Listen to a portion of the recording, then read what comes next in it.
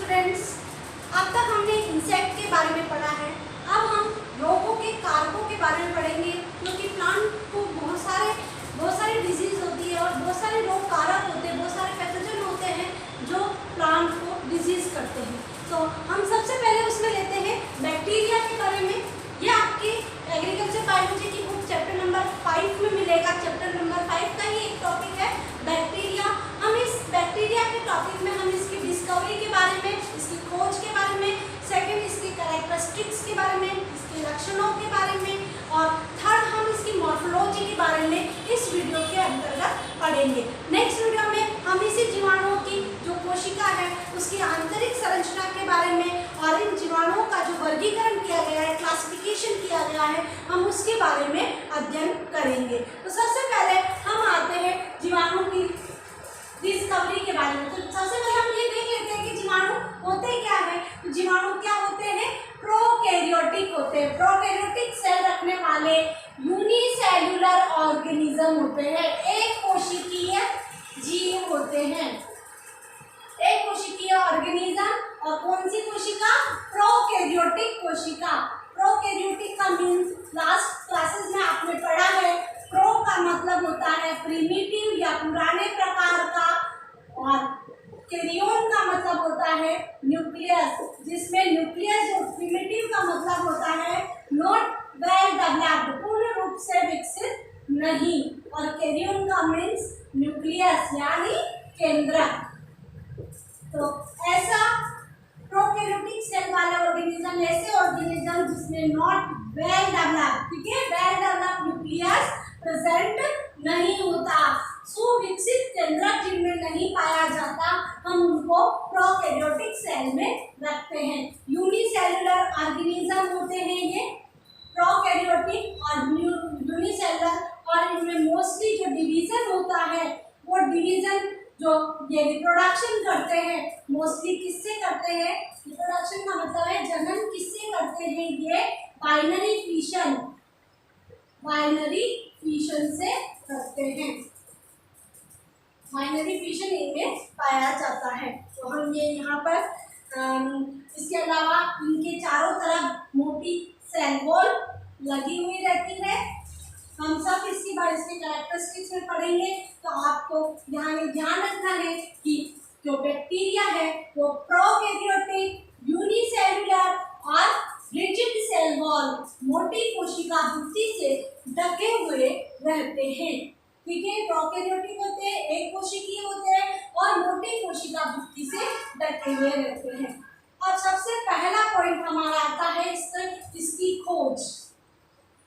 इसकी खोज वैज्ञानिक एंटोनी वॉन ल्यूवेनहॉक ने की। एंटोनी वॉन ल्यूवेनहॉक ने की और इसे क्या नाम दिया? एनिमलक्यूल्स।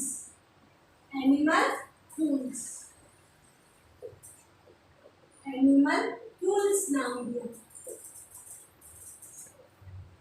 ठीक है, तो खोज का श्रेय किसको है? बैक्टीरिया की खोज एंटोनी वॉन ल्यूवेनहॉक ने की, नाम इसको दिया एनिमलक्यूल्स। इसके अलावा हम यहाँ एंटोनी वॉन ल्यूवेनहॉक के बारे में जब हम बात करें, यहाँ एक और बात थी, फर्स्ट लिविंग सेल के बारे में जो बताया था कि कोशिकाएं जो है, जीवित कोशिका के बारे में सबसे पहले जो बताया गया वो किसने बताया? एंटोनी वॉन ल्यूवेनहॉक ने। तो आपको दोनों नाम याद रखने हैं कि पहली जीवित कोशिका की खोज किसने की? एंटोनी वॉन ल्यूवेनहॉक ने, और बैक्टीरियल सेल की खोज भी एंटोनी वॉन ल्यूवेनहॉक ने की। अब इसके अलावा ये जो जीवाणु है ये क्या करते हैं? बैक्टीरिया क्या करती है? डिजीज, प्लांट में डिजीज पैदा करती है, प्लांट के रोग बताती है। तो यहाँ पे वैज्ञानिक है टी.जे. बेरिल। इस वैज्ञानिक ने सबसे पहले किसमें दिखाया? फायर ब्लाइट ऑफ पीयर, नाशपाती की दग्ध अंगमारी। नाशपाती की दग्ध अंगमारी, ये जो रोग है ये रोग रोग पीजे बैरी ने नाशपाती के अंदर खोजा और इसको जो रोग कारक है, इसको जो फैलाने वाला जो है, इसका पैथोजन है, उस जीवाणु का नाम है इर्विनिया एमाइलोबोरा। इर्विनिया एमाइलोबोरा, इर्विनिया एमाइलोबोरा। तो यहाँ हम इसकी डिस्कवरी के बारे में पढ़े, तो उसकी जो बैक्टीरिया है किसने डिस्कवर किया? एंटोनी वॉन ल्यूवेनहॉक ने किया। लिविंग सेल का भी इसी को श्रेय जाता है।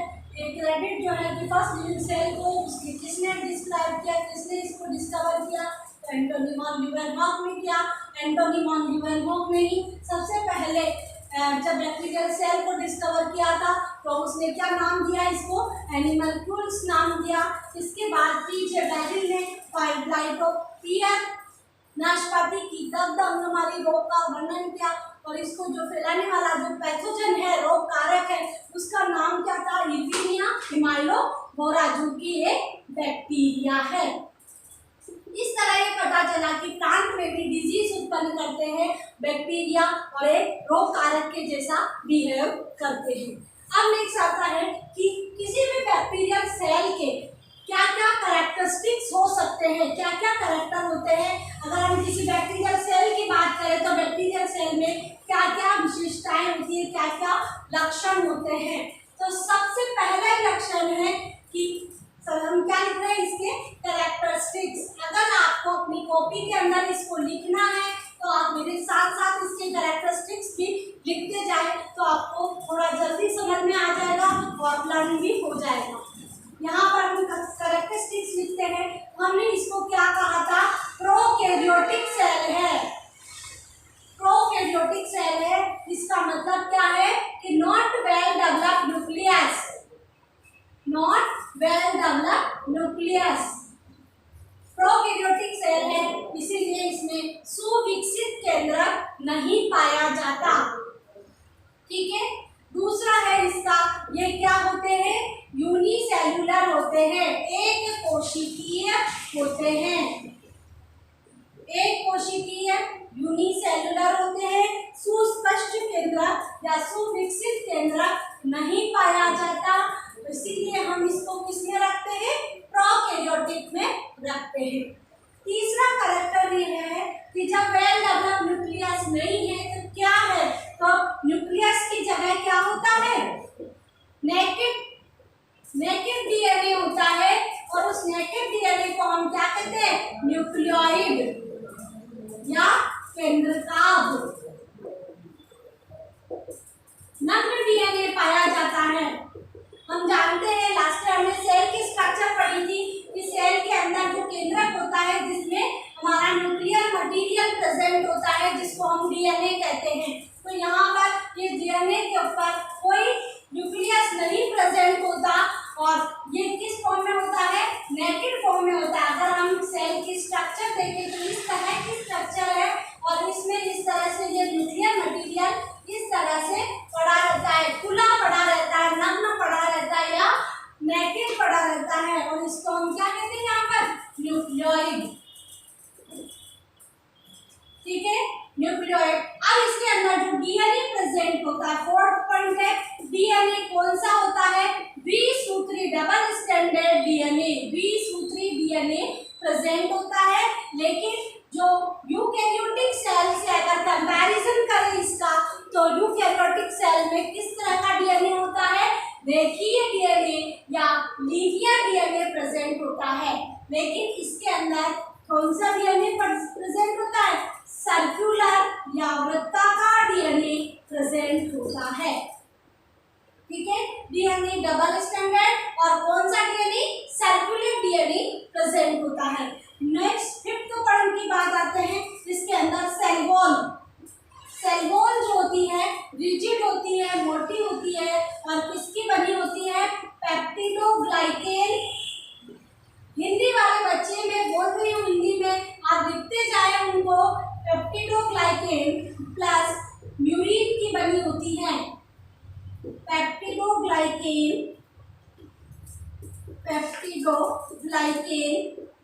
प्लस म्यूरिन की बनी कोशिका भित्ति होती है। कोशिका भित्ति, हम इसका डिटेल में भी इसकी जब सेल स्ट्रक्चर पढ़ेंगे तब हम इसका डिटेल पढ़ेंगे कि किस तरह की कोशिका भित्ति होती है।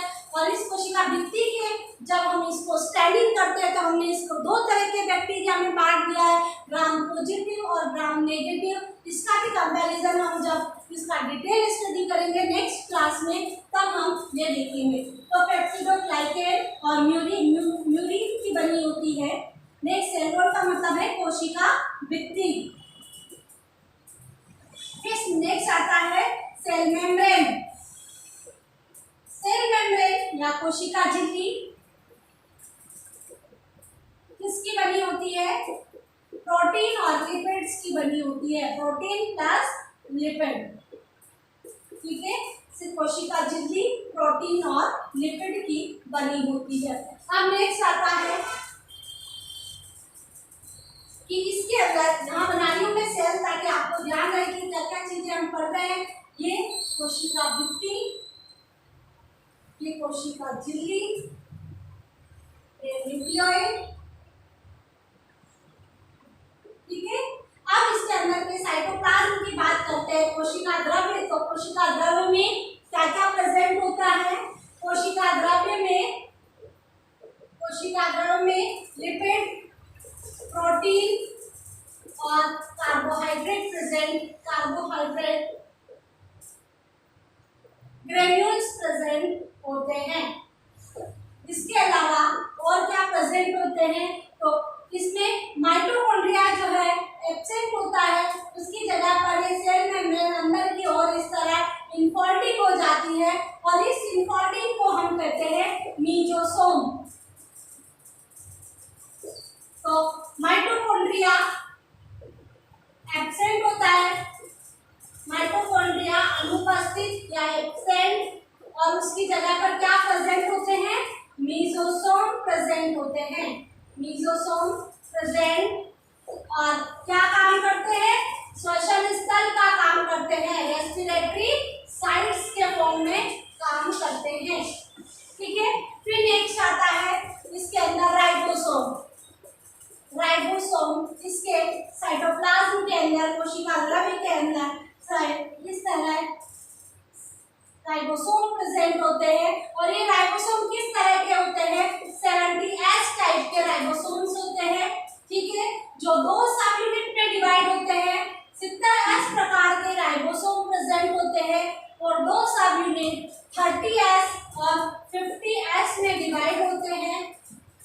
30S और 50S में डिवाइड होते हैं। अगर हम ये देखें कि इसके अंदर अगर कि इनमें प्रोटीन और आरएनए का परसेंट क्या होता है, तो 40% प्रोटीन होता है और 60% इसमें आरएनए प्रेजेंट होता है। अगर हम 30S की 16S जो 30S की जो और सब यूनिट है उसको हम 16S, आजकल क्लासिफिकेशन इसी के जरिए हो रहा है। फिर नेक्स्ट आता है 9 हो गए और 10th वाला आता है कि इसके अंदर और क्या प्रेजेंट होते हैं राइबोसोम। इसके अंदर ये इसका न्यूक्लियर डीएनए है। ठीक है, मेन डीएनए है, केंद्रकीय डीएनए जिसको अपन ने क्या नाम दिया था? केंद्रकाभ या न्यूक्लियोइड नाम दिया था। तो यहाँ पर अगर हम बात करें इस न्यूक्लियोइड डीएनए के, इसके अलावा भी एक डीएनए और प्रेजेंट होता है जिसको हम क्या कहते हैं? यहाँ पर प्लाज्मिड, प्लाज्मिड कहते हैं। ठीक है, तो एक्स्ट्रा न्यूक्लियर डीएनए, अतिरिक्त गुणसूत्रीय डीएनए, एक्स्ट्रा न्यूक्लियर डीएनए या अतिरिक्त केंद्रकीय डीएनए, अतिरिक्त केंद्रकीय डीएनए प्रेजेंट होता है और हम उसका क्या नाम देते हैं? प्लाज्मिड। उसका क्या नाम है? प्लाज्मिड। और नेक्स्ट 11th पॉइंट हमारे पास आता है कि जो बैक्टीरिया जो डिजीज करते हैं, हमने अभी बताया कि इसकी सेल वॉल के अकॉर्डिंग इसमें जो स्टैंडिंग की उसमें दो तरह की स्टैंडिंग है, ग्राम पॉजिटिव और ग्राम नेगेटिव बैक्टीरिया आते हैं। तो मोस्टली जो डिजीज कोज करते हैं, जो डिजीज फैलाने का काम करते हैं, मोस्टली कौन करते हैं?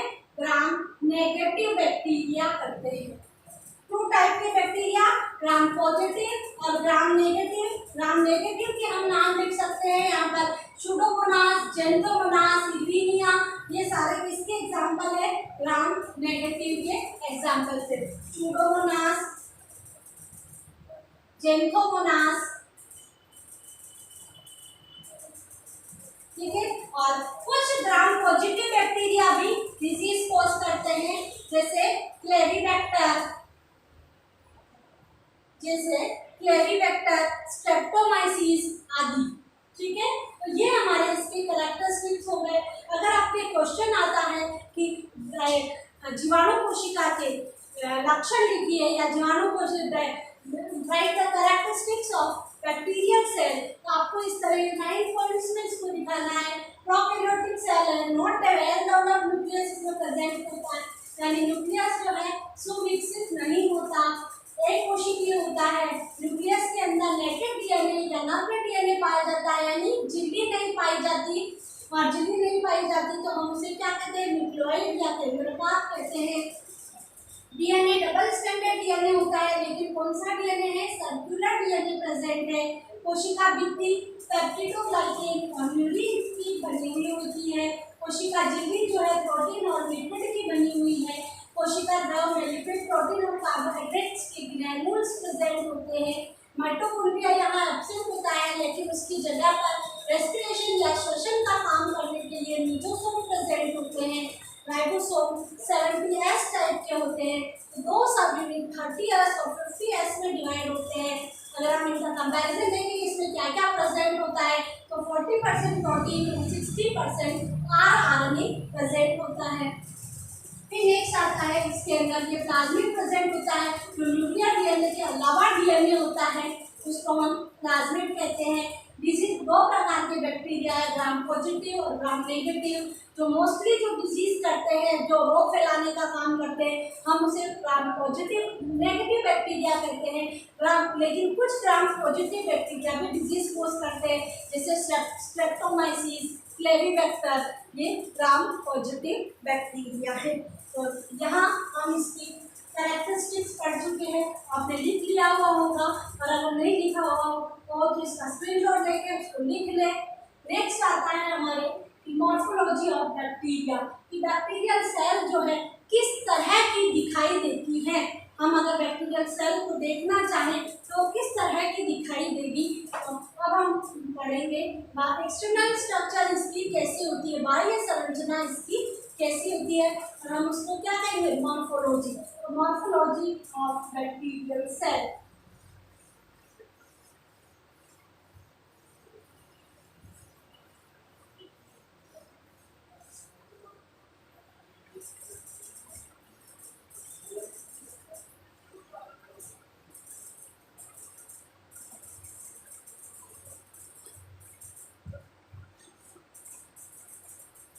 Morphology of bacterial cell। अगर हम बैक्टीरियल सेल का साइज देखें कि किस तरह की बैक्टीरियल सेल होती है, तो मोस्टली बैक्टीरियल सेल जो होती है वो हम क्या कहते हैं? उसको रोड शेप होती है। रोड शेप का मतलब होती है छड़ाकार आकृति की होती है। छड़ होती है इस तरह की आकृति की होती है। लेकिन इसके बाद इसके अलग अलग और भी शेप होते हैं, मोस्टली कैसी होती है? छड़ाकार आकृति की होती है। अगर हम इसका साइज देखें कि इसका साइज कितना होता है, तो ये 2 से 2.5 म्यूएम लॉन्ग होती है, लंबी होती है, और 0.5 म्यूएम ब्रॉड होती है, चौड़ी होती है। तो आपको ये फिगर जो है आपको लर्न करना है। 2 to 2.5 म्यूएम ये लॉन्ग होती है, और 0.5 mm ये म्यूएम होती है, mm नहीं म्यूएम चौड़ी होती है। अब हम इसकी स्ट्रक्चर देखें कि इसकी किस तरह की ये बाहर से किस तरह की दिखती है, तो यहाँ पर हम इसको 4 तरीके से इसको बांट सकते हैं। फर्स्ट है फोकस। फोकस का मतलब होता है गोलाकार आकृति की, इस तरह से। दूसरी होती है रोड शेप्ड या बेसिलस, छड़ाकार आकृति इस तरह से। तीसरी होती है सर्पिलाकार या स्पाइरल,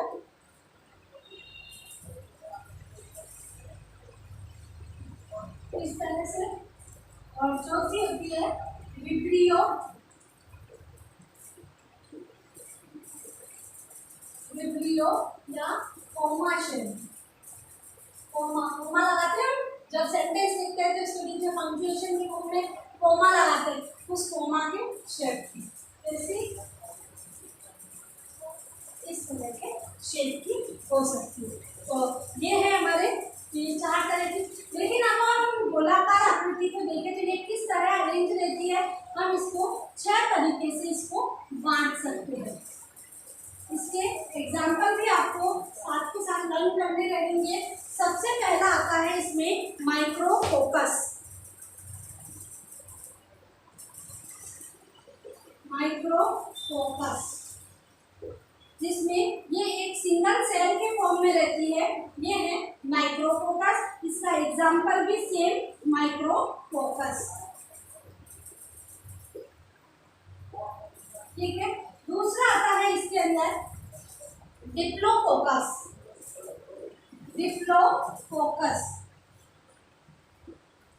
इसमें जो एक सेल है वो 2 सेल के साथ इस तरह अटैच फॉर्म में होती है, इसको कहते हैं डिप्लोफोकस। इसका एग्जांपल है डिप्लोफोकस न्यूमोनी।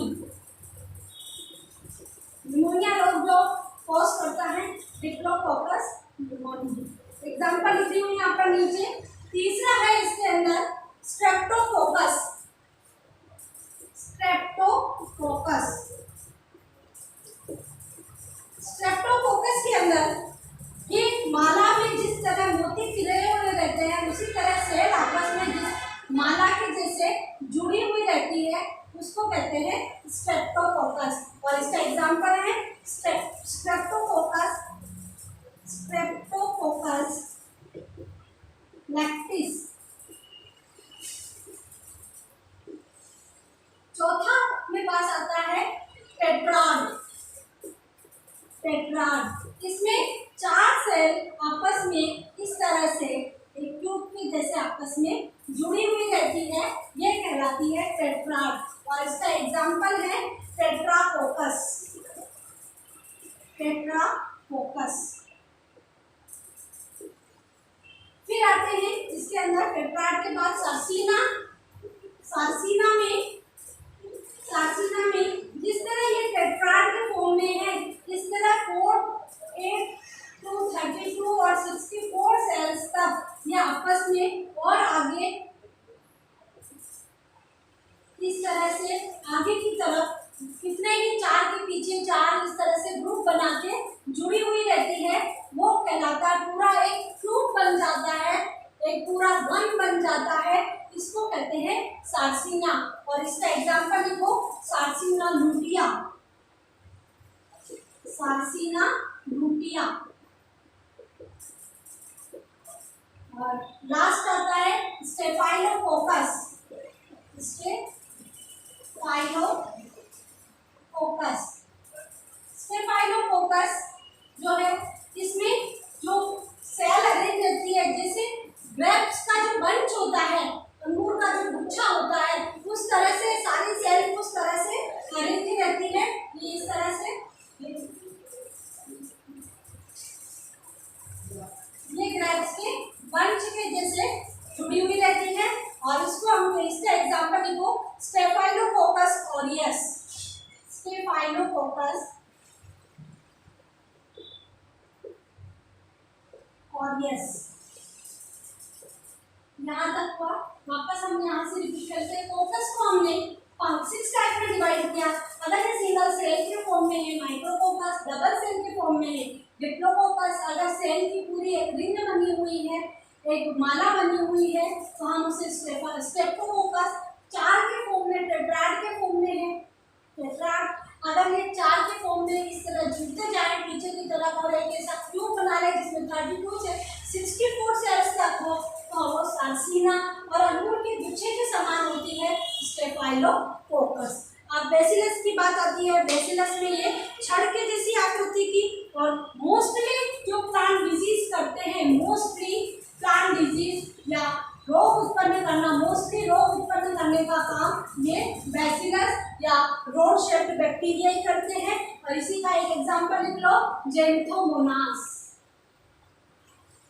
नेक्स्ट होता है सर्पिलाकार। सर्पिलाकार में सर्पिल रूप में रहते हैं, जैसे स्पाइरिलम,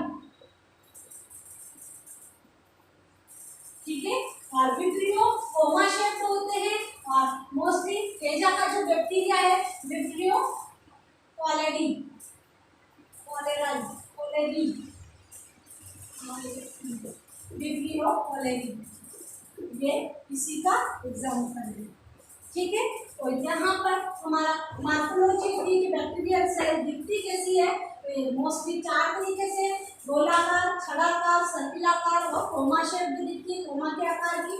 गोलाकार को हमने 6 पार्ट में डिवाइड किया, इनको हमने पार्ट में डिवाइड नहीं किया, लेकिन हम इनकी स्ट्रक्चर दे सकते हैं, इसका स्पाइरल के फॉर्म में, इसका कोमा के शेप में और इस तरह छड़ के आकृति। तो यहाँ आज अपना वीडियो खत्म होता है। इसी के नेक्स्ट वीडियो में हम बैक्टीरियल सेल की स्ट्रक्चर देखेंगे और इसका वर्गीकरण या इसका क्लासिफिकेशन देखेंगे।